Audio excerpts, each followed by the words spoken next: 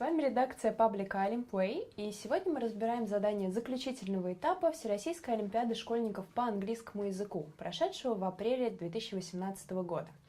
По традиции мы начнем с самого первого задания. Это раздел заданий Listening and Reading, или аудирование и чтение.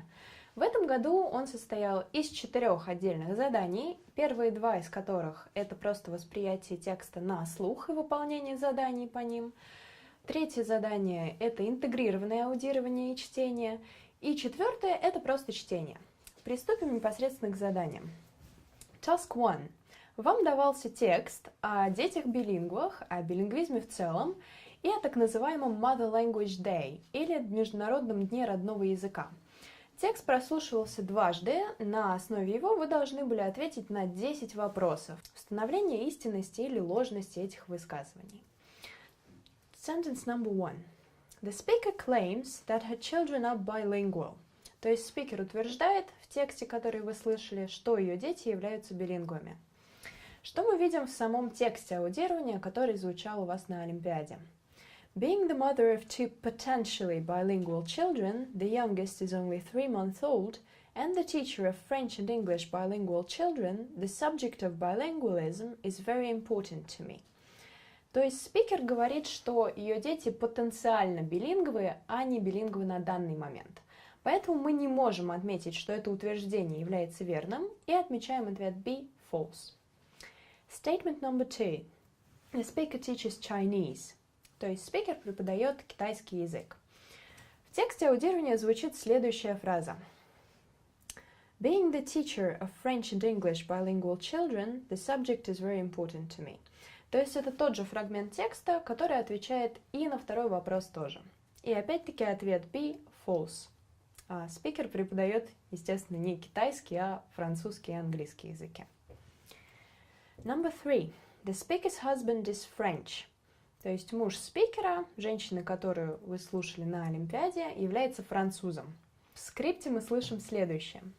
In our case, it is logical that with an English mother and French father, our children should be able to speak both languages to communicate not only with us, but with their grandparents and extended family.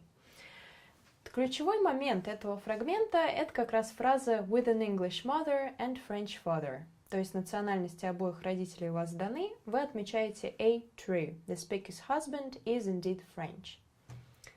Statement number 4.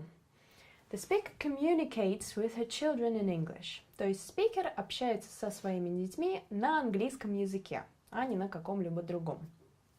В тексте она говорит: If I take the example of my daughter, at 2.5 she has already grasped the concept of daddy speaks French and mommy speaks English. Это уже дает вам основание отметить A true, потому что вам говорится, что спикер действительно общается на английском со своими детьми. Но к тому же в середине текста вы слышите подтверждение этой мысли. We lived in France and spoke French at home, but I always speak to my children in English. Таким образом, у вас целых 2 подтверждения правильности ответа A. Statement number 5. When the speaker's family lived in France, the dominant language in their family was French. Когда семья спикера жила во Франции, основным языком их общения являлся французский. Что говорится нам в самом тексте, который вы слушали? There may be a dominant language, and this will normally depend on the country you live in, or the language your child uses most at school. However, it will also depend on what language is spoken in the home. We lived in France and spoke French at home, but I always speak to my children in English. То есть здесь вы как раз слышите, что когда спикер жил во Франции, their dominant language was French. Соответственно, правильный ответ тоже A, true. Это правда. Statement number 6. The speaker followed the advice of psychologists. То есть наш спикер, рассказчик, последовал совету психологов. Совет психологов упоминается в тексте аудирования в следующем контексте, в следующей ситуации, которая нам описывается.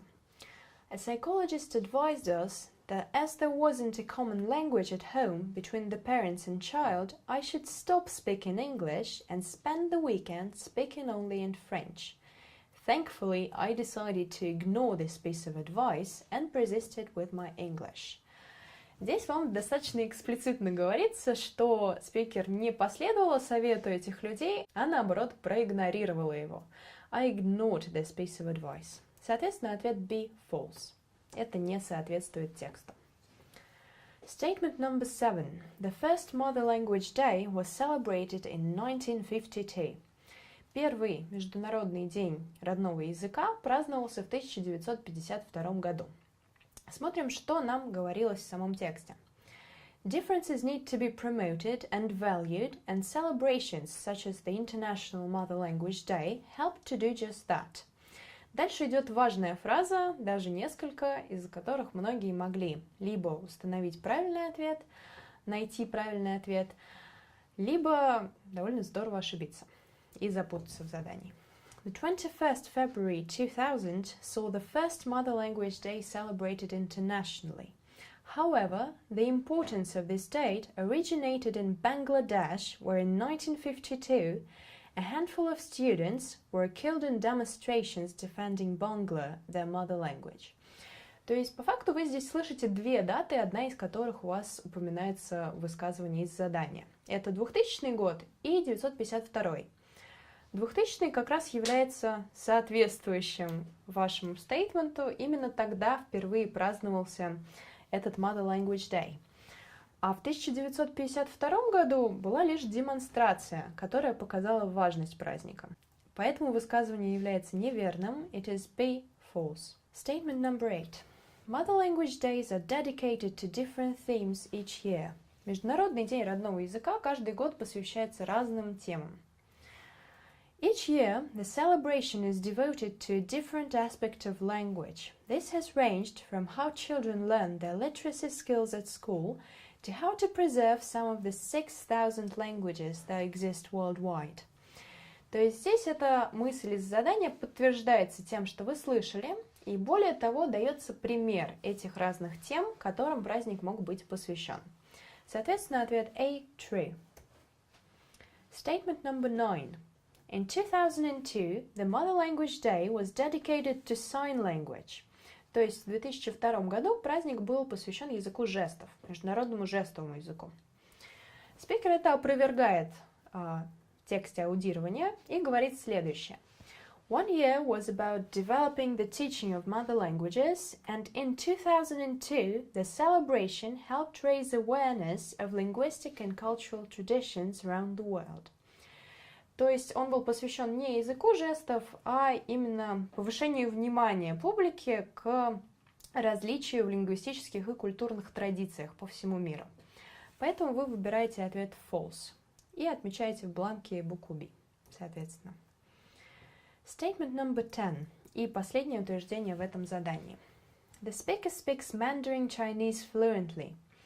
Спикер, женщина, которую вы слушаете, свободно говорит на мандаринском языке или, иначе назовем, северно-китайском языке. Что она говорит на самом деле? My contribution to this multilingual community is exposing my children to varied cultures and languages, maintaining their mother language, while trying to learn the language of the people around me. И в конце звучит фраза, которая должна была показать вам, что стейтмент из задания является неверным. Although with my 10 or so words of Mandarin, I am far from being multilingual. То есть спикер на самом деле не свободно говорит на северно-китайском языке, а может сказать лишь 10 или примерно столько слов на нем. Соответственно, ответ B – false.